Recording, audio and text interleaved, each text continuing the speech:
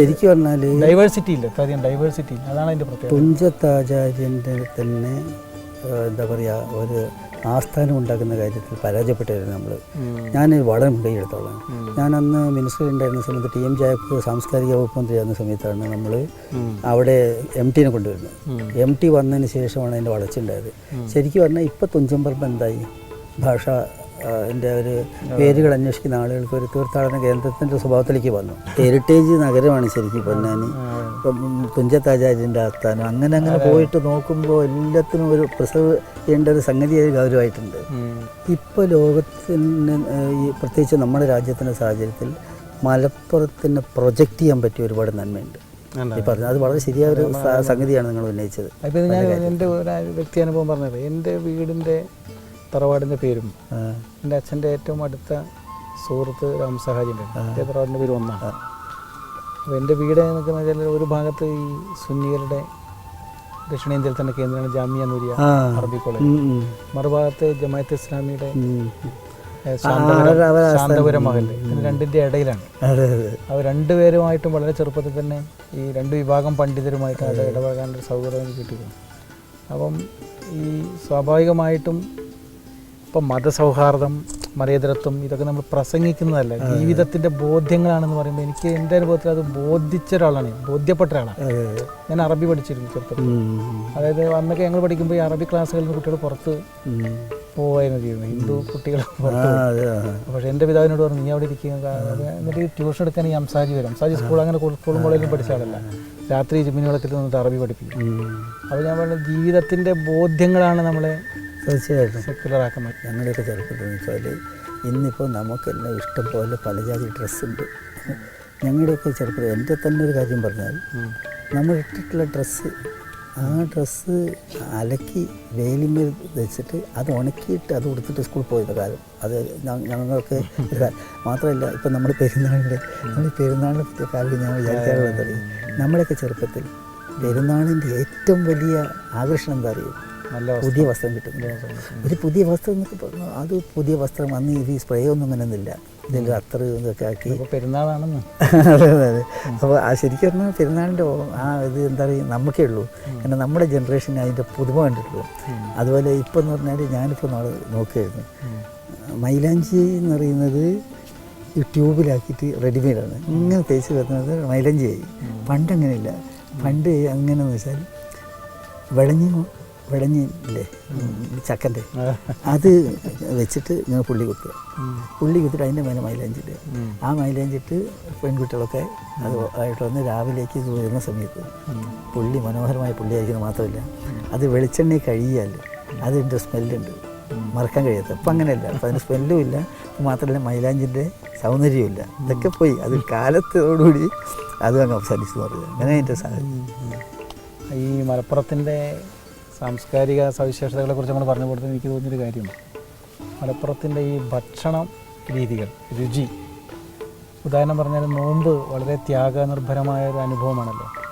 ഈ നോമ്പ് കാലത്തൊക്കെ എല്ലാ വീട്ടിലും നോമ്പ് തുറക്കാൻ വിളിക്കും. അപ്പോൾ ഞാനിങ്ങനെ എപ്പോഴും എനിക്ക് തന്നെ ഹോണ്ട് ചെയ്യുന്നൊരു സംഗതി, പകൽ മുഴുവൻ നോമ്പെടുത്തിട്ടാണ് ഇത്രയും വിഭവസമൃദ്ധമായ സംഗതികൾ ഇവർ സൃഷ്ടിച്ചുകൊണ്ട് പലതരത്തിലുള്ള, ഇപ്പോൾ ഈ ഉന്നക്കായൊക്കെ തൊട്ടുള്ള.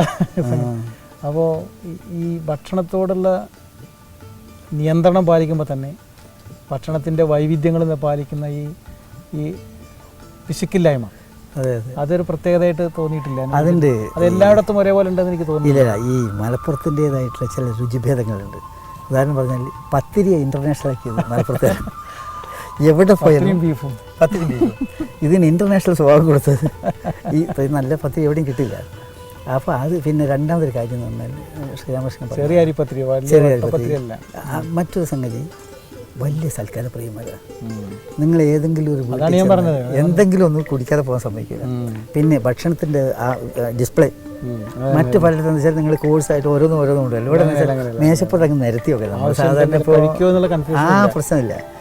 അപ്പോൾ പലപ്പോഴും നമുക്ക് തോന്നുന്നൊരു കാര്യം, ഇത് മുഴുവൻ ഒരാൾക്ക് കഴിക്കും മാത്രമല്ല. അതിൽ ഏറ്റവും പ്രശ്നം സ്ത്രീകൾക്കാണ്. നിങ്ങളവിടെ നല്ലോണം കഴിച്ചാലേ ഞങ്ങളോട് സന്തോഷമുള്ളൂ, കഴിക്കാതെ പോന്നാൽ അവർക്ക് വിമർശനം. അതൊക്കെ എന്ന് പറഞ്ഞാൽ വളരെ ശരിയാണ്. മലപ്പുറത്തിൻ്റെ ഒരു കൾച്ചറാണ്. പല ഈ വെറൈറ്റി, അതുപോലെ ആ ഭക്ഷണം കൊടുക്കാനുള്ള ഒരു താല്പര്യം, അത് നന്നായിട്ട് കഴിപ്പിക്കാനുള്ള ഒരു താല്പര്യം, ഇതൊക്കെ വളരെ വളരെ പ്രധാനമാണ്. ഈ നാടിൻ്റെ ഒരു സംഭവമാണ്, വ്യതിരിക്തമായിട്ട് പറയാൻ പറ്റിയൊരു സംഗതിയാണ്.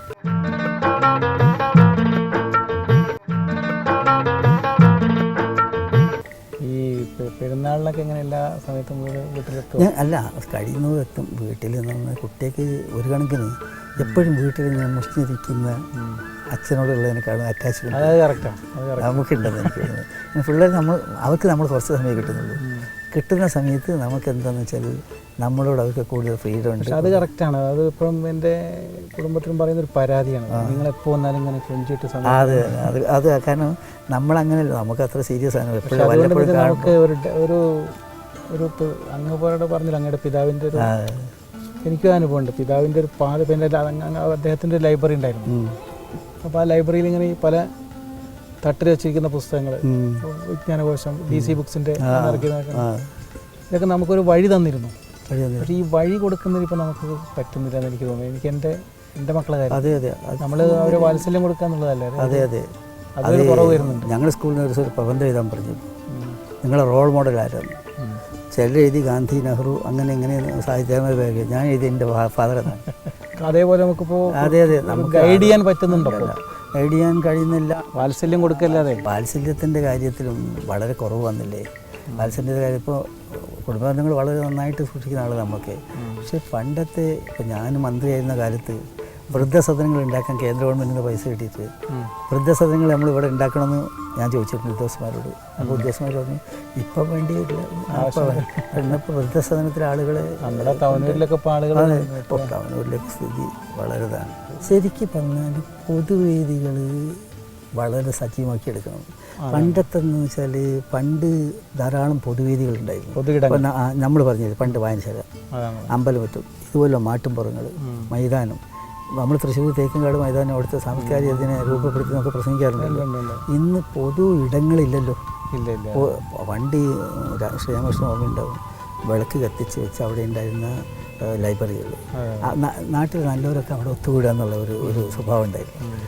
അപ്പോൾ അത് ശരിക്കും പറഞ്ഞാൽ നമ്മൾ ഈ അകൽച്ചയുടെ ഒരു പ്രധാന കാരണം എന്ന് പറയുന്നത് ഈ പൊതു ഇടം. അതാണ് ഞാൻ നേരത്തെ പറഞ്ഞത്, ഈ നമുക്ക് വായനയിൽ നിന്നോ ഉത്ബോധനങ്ങളിൽ നിന്നോ പ്രസംഗങ്ങളിൽ നിന്നോ കിട്ടുന്നതിനേക്കാൾ ഒരു അനുഭവങ്ങളിൽ നിന്നുള്ള ബോധ്യം കൂടിച്ചേരലുകളുണ്ട്. അതിനിപ്പോൾ ഈ വിദ്യാലയങ്ങളെ പോലെ തന്നെയാണ് ഈ പൊതു ഇടങ്ങൾ എന്ന് പറയുന്നത്. പൊതു ഇടങ്ങളുടെ കുറവ് വളരെ കേരളത്തിലൊരു വളരെ ശരിയായ ഒരു നിഗമനമാണ്. നല്ല അഭിപ്രായ വ്യത്യാസങ്ങൾ നിലനിർത്തിക്കൊണ്ട് തന്നെ ആശയരംഗത്ത് നമ്മൾ ശക്തമായ വിയോജിപ്പ് നിലനിർത്തിക്കൊണ്ട് തന്നെ വ്യക്തിബന്ധങ്ങൾ തുടങ്ങി തീർച്ചയായിട്ടും യോജിക്കാവുന്ന മേഖലകളിൽ ചില യോജിപ്പ് വാതിലുകൾ തുറന്നിടാൻ നമുക്കുള്ളൊരു ശേഷി സാധ്യമാവണം. കാരണം കുറച്ച് അതിലേക്ക് ചിന്തിക്കണം. കാരണം ഇത് പാർട്ടികളുടെ ഇടയിൽ വലിയൊരു ശത്രുത ഇപ്പോൾ നമ്മൾ ഇലക്ഷനിൽ നിൽക്കുമ്പോൾ അങ്ങോട്ടും ഇങ്ങോട്ടും ഇത് അല്ലാതെ ഇപ്പോൾ ഒരാളെ വ്യക്തിപരമായിട്ട് ക്ഷണിപ്പിക്കുക, അല്ലെങ്കിൽ അയാളെ വ്യക്തിപരമായിട്ട് അവമാനിക്കുക, അതിലൊരു സന്തോഷം കണ്ടെത്തുക തുടങ്ങിയിട്ടുള്ള ചില സംഗതികൾ പൊളിറ്റിക്സിൽ വന്നിട്ടുണ്ട്. അതിന് യഥാർത്ഥ രാഷ്ട്രീയക്കാർ മാത്രമല്ല, അത്തരം സ്റ്റോറീസ് പണ്ടേ ഉണ്ടായിരുന്നു. ഇപ്പം ഞാൻ ഉദാഹരണം പറഞ്ഞാൽ ജ്യോതിബാസും ഇന്ദിരാഗാന്ധിയൊക്കെ ഒരേ കാലഘട്ടത്തിൽ പഠിച്ചതാണല്ലോ.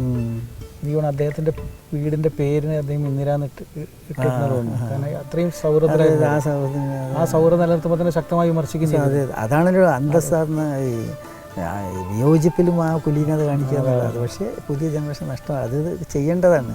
കാരണം ഈവൻ പ്രസംഗിക്കാൻ പോകുന്ന നമ്മളും സൂക്ഷിക്കേണ്ട കാര്യമാണ്. വ്യക്തിപരമായിട്ട് വേദനിപ്പിച്ചാൽ അതവിടെ കിടക്കും ഹൃദയത്തിൽ. മാന്യമായ ഭാഷയിൽ തന്നെ അങ്ങ് ചെയ്തത് തെറ്റാണെങ്കിൽ തെറ്റെന്ന് പറയാം. എനിക്കതിനോട് യോജിപ്പ്, താത്വികമായിട്ടുള്ള വിയോജിപ്പുകളാവാം, അതാവുകയും ചെയ്യും, അത് വളരെ ആരോഗ്യപരമാണ്. അതേ സമയത്ത് ഞാനിപ്പോൾ ശ്രീരാമകൃഷ്ണനെ ദുഷിച്ച് ശ്രീരാമകൃഷ്ണനെ പറ്റി ഒരു മോശമായിട്ടൊരു ചിത്രീകരണം നടത്തി, ശ്രീരാമകൃഷ്ണൻ എന്നെ നടത്തി, അതൊക്കെ എന്താ നമ്മുടെ മനസ്സിൽ വേദന കോറിയിട്ടതുപോലെ അവിടെ ഉണ്ടാവും. അതൊക്കെ ഒഴിവാക്കി, കാരണം നമ്മൾ കണ്ടിട്ടാണ് അദ്ദേഹത്തെ വേദനിപ്പിക്കാൻ പറ്റും, സമൂഹത്തിൽ അത് ചലനം സൃഷ്ടിക്കില്ല, കുറച്ച് കഴിഞ്ഞാൽ മറന്നു പോകും. മാത്രമല്ല രാഷ്ട്രീയക്കാർ മോഡലായിട്ട് എടുക്കുന്ന ഒരുപാട് ആൾക്കാരുടെ രാജ്യത്ത്. കാരണം നമുക്കൊക്കെ ഒരു ആളുകളെ വിളിച്ചാൽ കിട്ടുന്ന മാതിരി എല്ലാവർക്കും കിട്ടുന്നില്ല. ഈവൻ മതരംഗത്തുള്ള ആളുകൾ പോലും നമ്മളെ സ്നേഹിച്ച് നമ്മളെ കണ്ട് അതേമാതിരി നിൽക്കുന്ന ഒരുപാട് ആൾക്കാരുണ്ട്.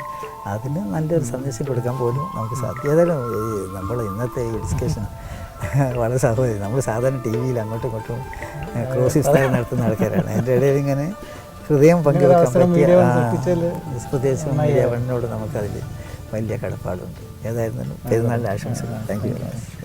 നന്ദി.